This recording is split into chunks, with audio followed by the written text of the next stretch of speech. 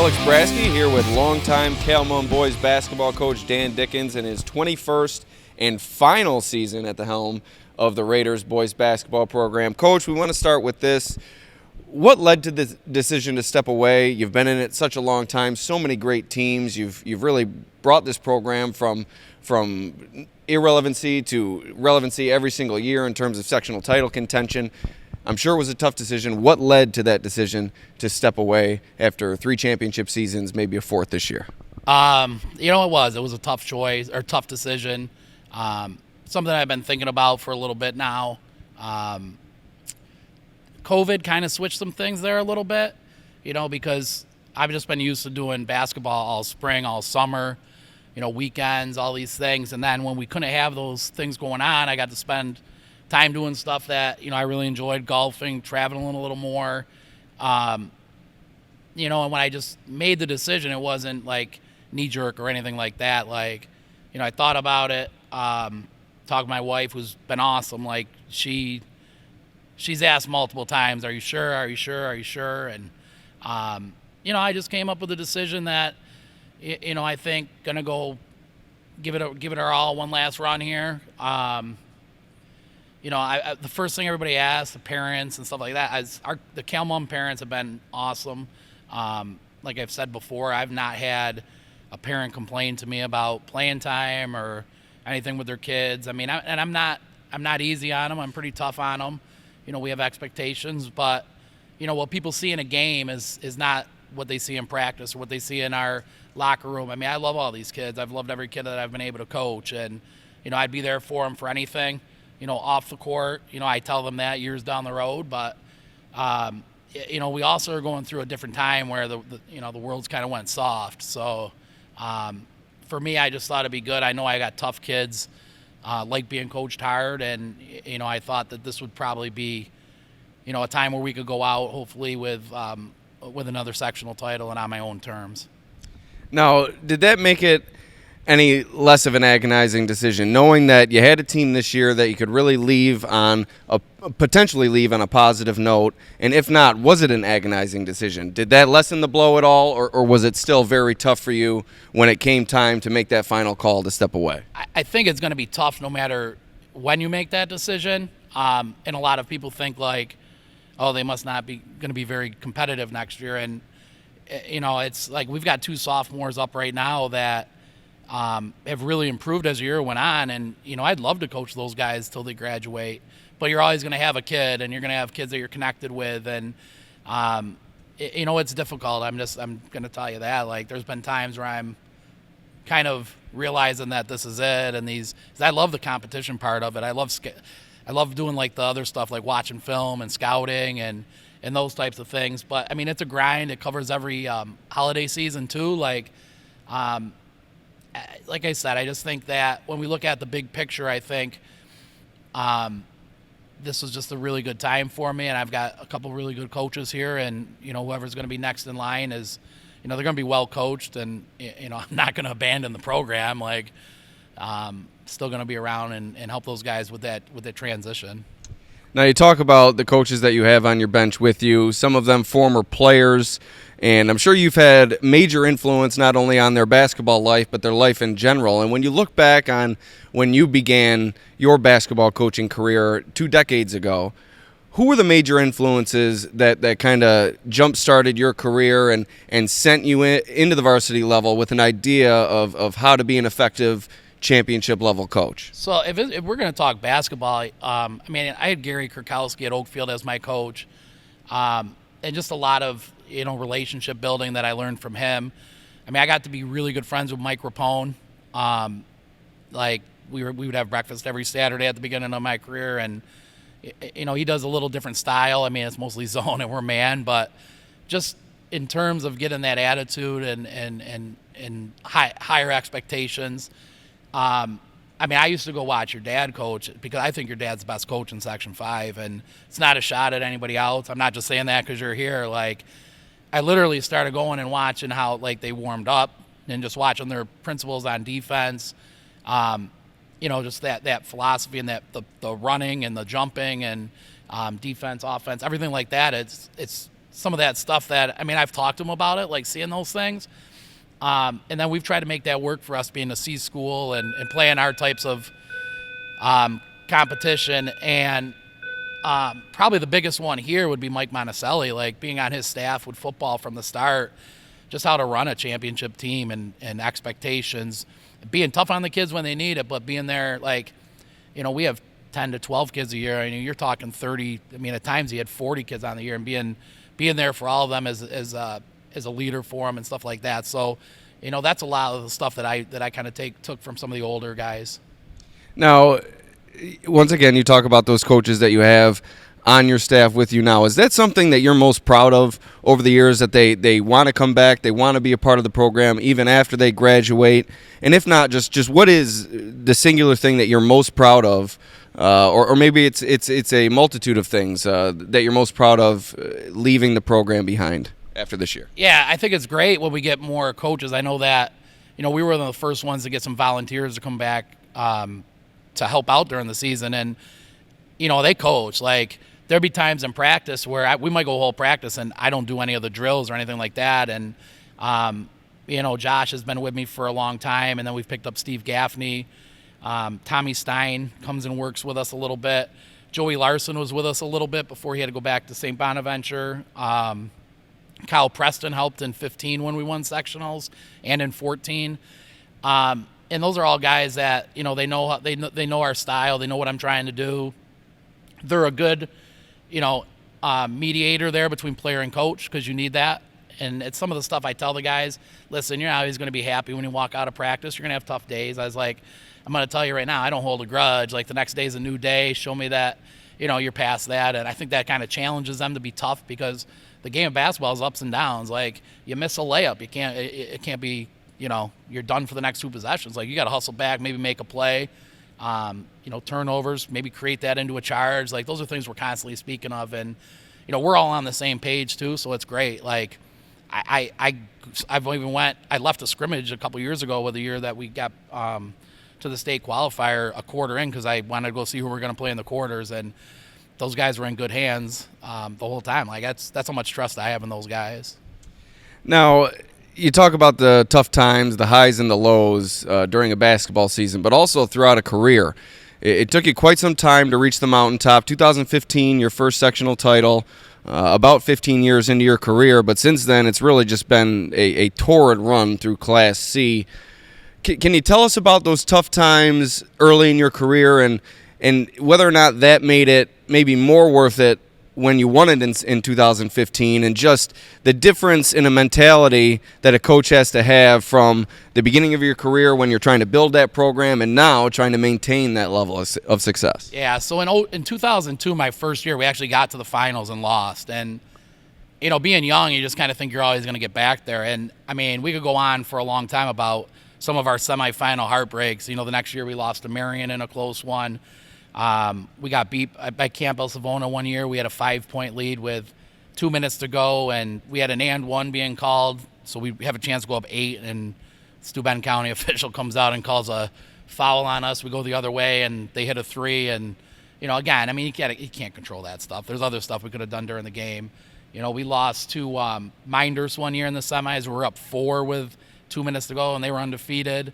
You know, those ones are tough. Like, those stick with me. We lost a quarterfinal game here once to Gananda, who went to the sectional finals, where a ball hit one of our guys' hands and went out of bounds with like 5 seconds to go when we were up 1, where if we grab that, I bring this stuff up all the time to our guys, just like, it comes down to plays. It comes down to, you know, everybody looks at the end of the game, but during the course of a game, there's a lot of stuff that you can control, like giving up layups, turning the ball over, those types of things that, you know, you hope sticks with these guys. And then in 15, you know, we got there in 14 back to the finals.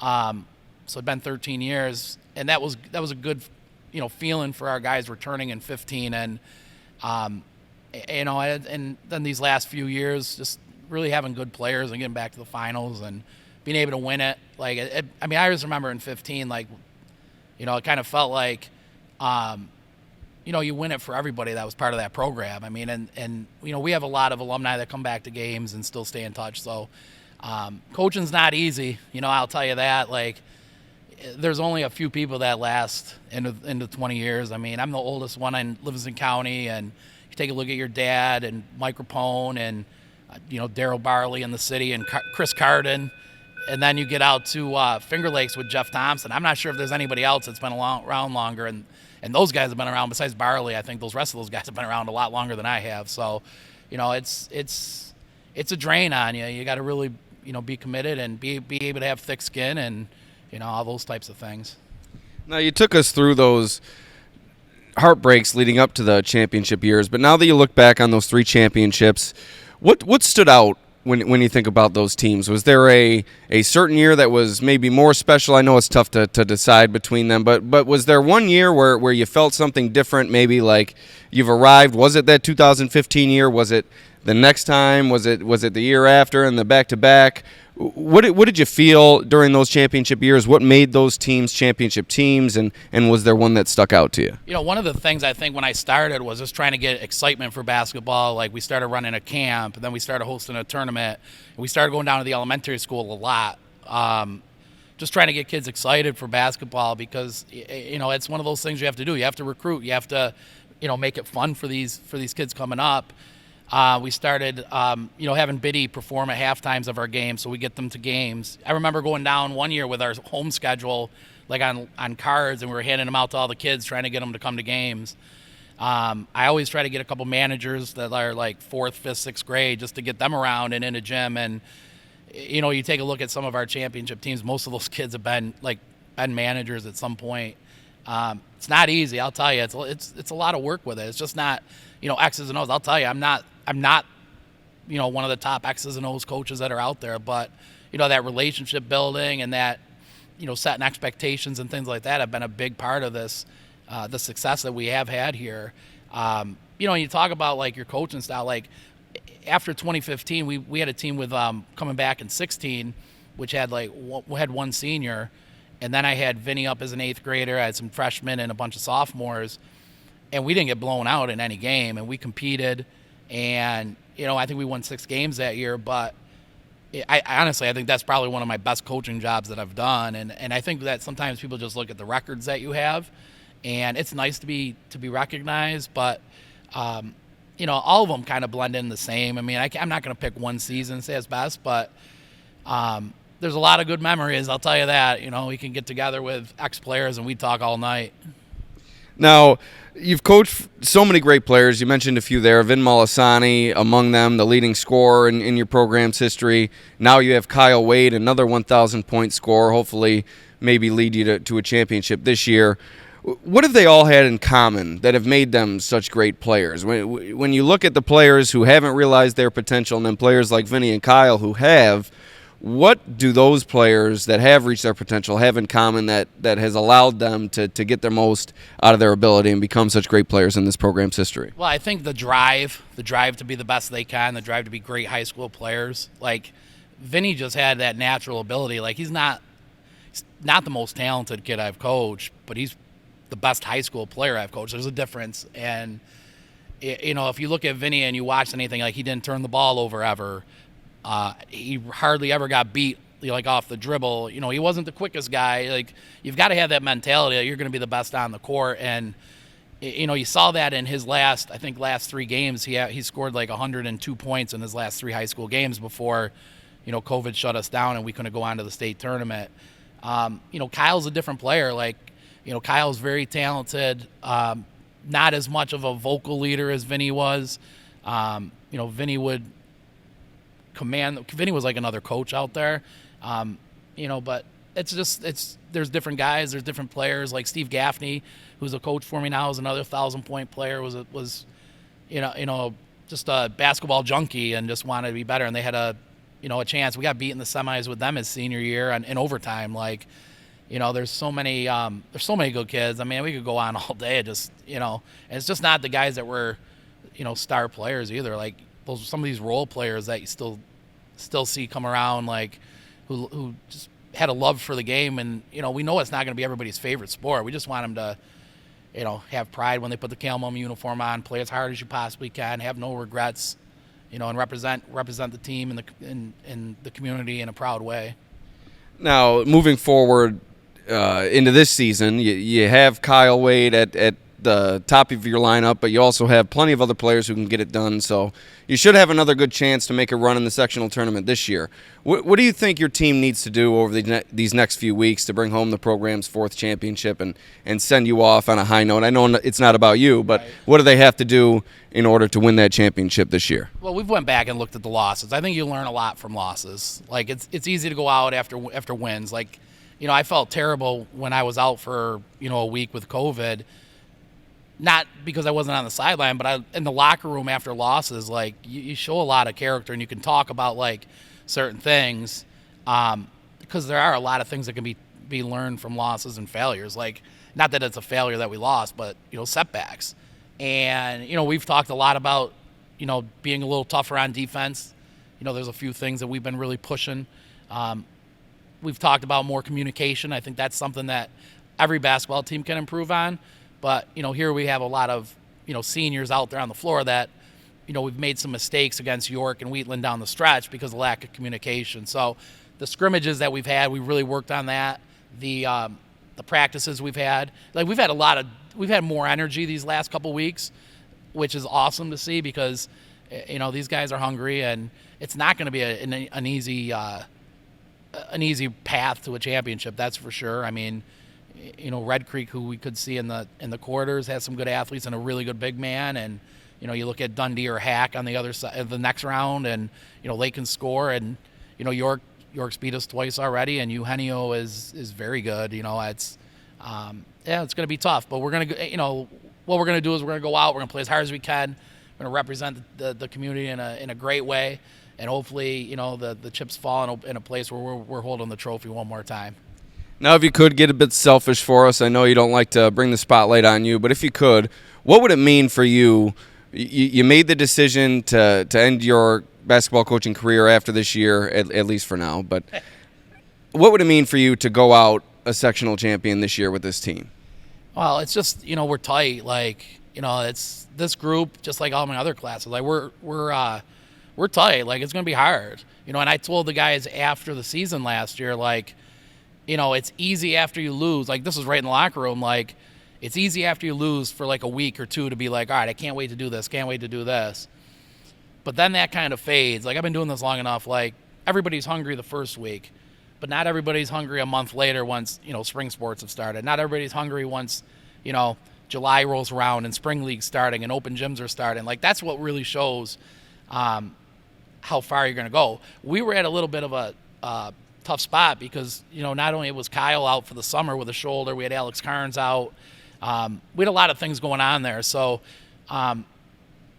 we weren't able to get together as much as a team as we would have liked to. So I think we've grown a little bit in the season. I know we lost 2 of our last 3, but I don't know. I mean, it's just for these guys, Kyle's won. The rest of them haven't. I think that's one of the things, too, to be able to celebrate with some of these guys that, look you in the eyes in timeouts, look you in the eyes in the locker room. Like, they're really good teammates, really great players to coach.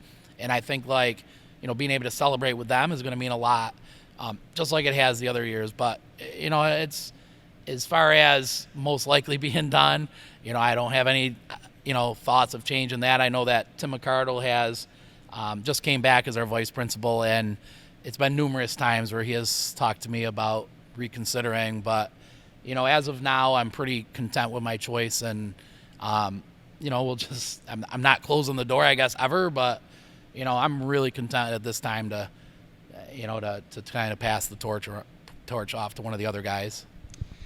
Now, when you look back at your career, if you could reflect for us, what are you going to miss most about being on the sidelines, being in practice, seeing these guys in the hallways? You're going to still see them in the hallways, but not as their coach. What are you going to miss most once that final whistle is blown this year and your career here at Cal-Mum comes to a close? Yeah, so the one thing with basketball is, you start later in the day. I've been doing this a long time. I've coached a lot of games. You still get that excitement from 3 to 7 o'clock where it's just like you got your routine, you do this, you do that.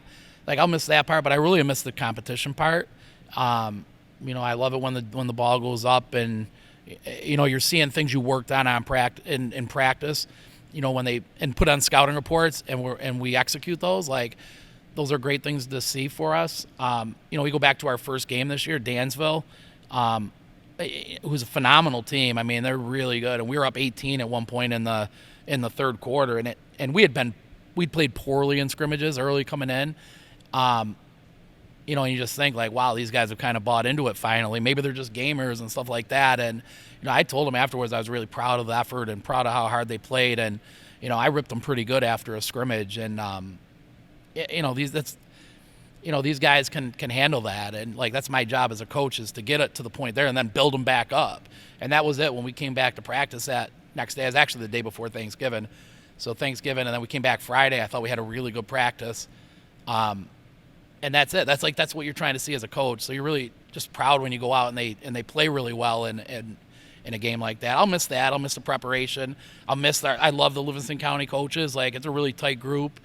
And it always has been, whether it was like when I first started when Tom Downey was the head of our Livingston County and then Sticks was, and Eddie now, like, you're going to miss those things. Like that's part of like I was out for our Avon game, like Rob and I are really tight, and we'll bust the chops throughout the year and talk constantly, and that stuff we're going to really miss. But it is there's always going to be some good, and there's going to be some bad that you're going to have when you step away from something you've been doing so long.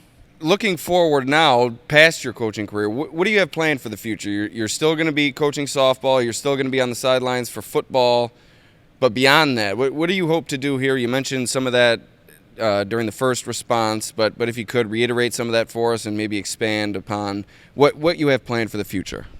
I'm still going to coach varsity softball and still be with the football program. And, like I said, basketball covers all those holidays. So it goes through Thanksgiving and Christmas. And, we're on President's week break now. And, there's, other things that, I might be able to do. I'll probably end up going and watching sectional games. And, I still love basketball. I'm still going to go watch, and, I'll be able to pick and choose. Like there's certain games I won't go watch these guys, or I can stream at home. That's always a nice option. And, I don't know.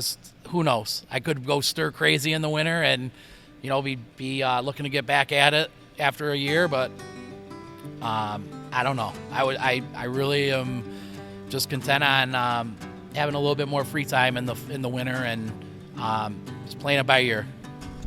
All right, Coach. Well, thank you for joining us here, and good luck in the sectionals and good luck in your future endeavors. It's been a pleasure to cover you, and I'm sure I'm speaking for everyone in the Cal-Mum community. It's been a pleasure to watch your teams over the years. So thank you for joining us. Thanks, Alex. Appreciate it. And I'm sure that we'll see you much more over the next few weeks.